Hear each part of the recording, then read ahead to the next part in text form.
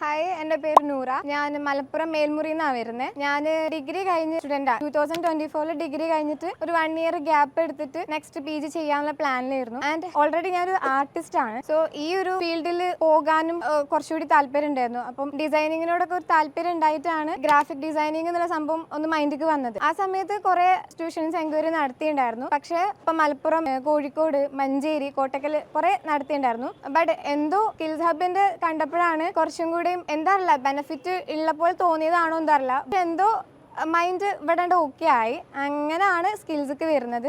And ഇപ്പോൾ course കഴിഞ്ഞു. ഈ ഒരു കഴിഞ്ഞ നവംബറിലായിരുന്നു സ്റ്റാർട്ട് ചെയ്തിരുന്നത്. മാർച്ചിൽ കഴിഞ്ഞു.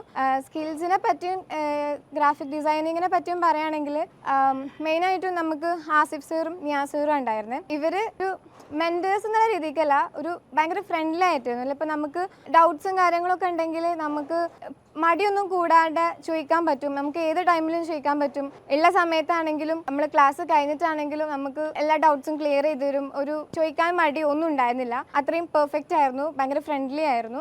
ഇപ്പോൾ കോഴ്സ് കഴിഞ്ഞ് ഇപ്പം ഇന്റേൺഷിപ്പ് ചെയ്ത് പകുതി ആയപ്പോൾ ഒരു ഇൻ്റർവ്യൂ അറ്റൻഡ് ചെയ്ത് അങ്ങനെ ഒരു കമ്പനിയിൽ ഇപ്പോൾ കറൻ്റ്ലി വർക്ക് ചെയ്യുകയാണ്.